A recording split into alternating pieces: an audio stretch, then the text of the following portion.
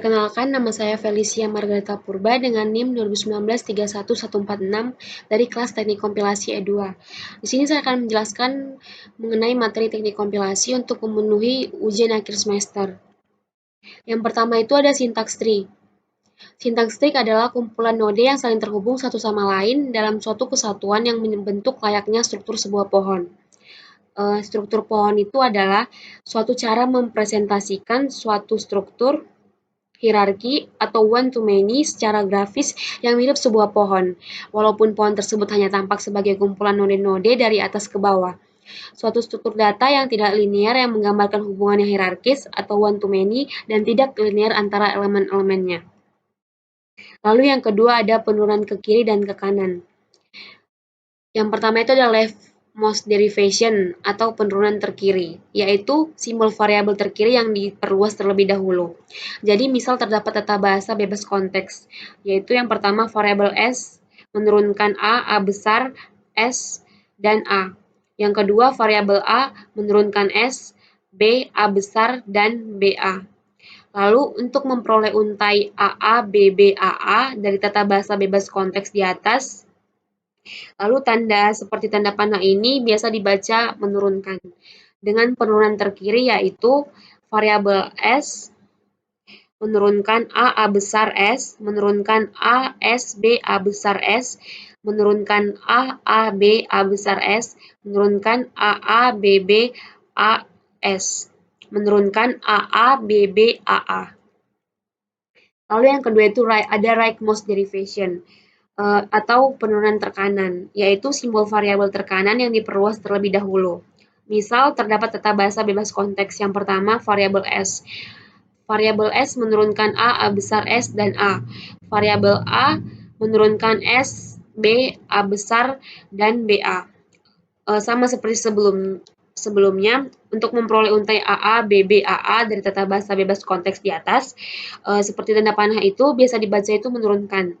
Dengan penurunan tekanan yaitu variabel S menurunkan A besar S, menurunkan A besar A, menurunkan A S B A besar A, menurunkan AS BB AA, menurunkan AA BB AA. Selanjutnya ada top down parsing. Top down parsing itu jika diberikan kalimat X sebagai input, parsing dimulai dari simbol awal S sampai kalimat X nyata, atau tidak nyata jika kalimat X memang tidak bisa diturunkan dari S. Dari pembacaan semua leaf dari pohon parsing jika dibaca dari kiri ke kanan.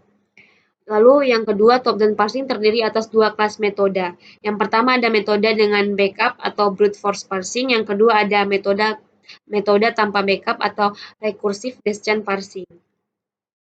Yang pertama kita bahas dulu yaitu brute force parsing, yaitu merupakan kelas metode parsing yang menggunakan produksi alternatif jika ada ketika hasil penggunaan sebuah produksi tidak sesuai dengan simbol input. Contoh kasus dari brute force parsing ini adalah diberikan grammar G, di mana variabel S menurunkan A besar D dan A B, lalu variabel A menurunkan B dan C, lalu variabel B menurunkan CCD dan DDC. Gunakan metode brute force untuk melakukan analisis sintaks terhadap kalimat X sama dengan ACCD. Lalu yang kedua itu ada recursive descent parsing, yaitu merupakan kelas metode parsing yang tidak menggunakan produksi alternatif ketika hasil akibat penggunaan sebuah produksi tidak sesuai dengan simbol input. Lalu jika produksi A mempunyai dua buah ruas kanan atau lebih, maka produksi yang dipilih untuk digunakan adalah produksi dengan simbol pertama ruas kanannya sama dengan input yang sedang dibaca. Lalu, jika tidak ada produksi yang demikian, maka dikatakan bahwa parsing tidak dapat dilakukan.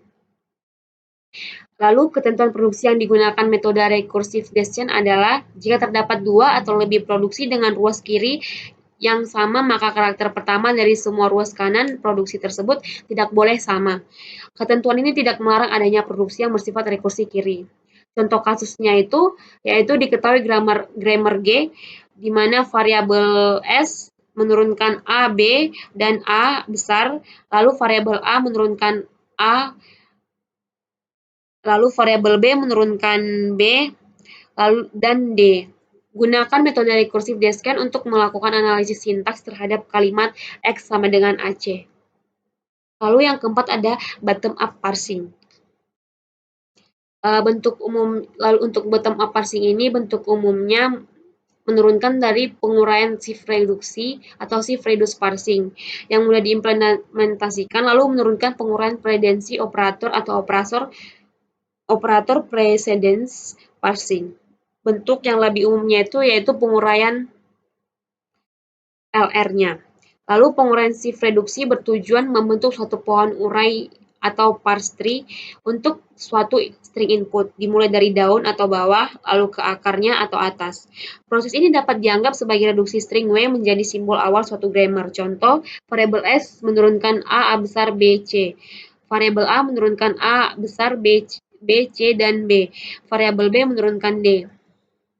Lalu di sini ada contoh program top-down parsing, di mana di sini menggunakan tipe data boolean. Lalu di sini ada ketentuan S menurunkan A, B. Di mana di sini dia akan mencek dari variabel A dan B, jika true maka akan lanjut ke selanjutnya, tapi jika salah dia akan mengulang kembali ke atas sampai dia mendapatkan yang benar. Lalu di sini ada variabel A menurunkan A besar dan equals, di mana di sini dia itu menggunakan tipe data boolean juga dengan mengecek nilai si A ini dengan ketentuan next token equals check A. Lalu jika benar maka dia akan tersave, maka dia sudah benar. Lalu yang kedua itu ada pada variabel si B. Sama dengan si A. Di sini dia itu si B itu menggunakan jika next token equals check B. Jika benar maka dia akan tersave. Lalu jika token dan equals-nya sudah benar maka dia akan tersave semua. Jika salah dia akan mengulang kembali ke awal. Itu mengenai untuk coding program top-down parsing.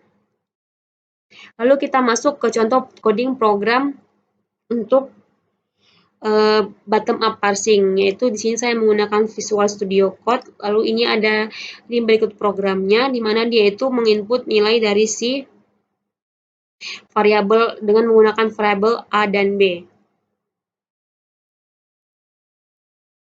Pada baris ke-18 menggunakan variabel A dan B. Berikut codingannya. Lalu jika kita run, maka dia akan seperti ini.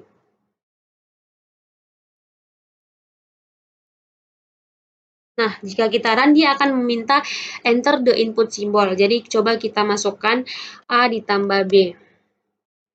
A tambah B itu akan menghasilkan E menurunkan E kali E, di mana dia situ accept. Coba kita running lagi. Kita masukkan perintah A per B. Maka jika A per B, dia menghasilkan action-nya itu E menurunkan si B. Lalu kita run lagi. Jika kita menggunakan A dikali B, maka dia akan menurunkan di mana variabel E menurunkan E dikali E, maka dia accept. Sekian penjelasan dari saya. Jika ada kesalahan kata, mohon dimaafkan. Terima kasih.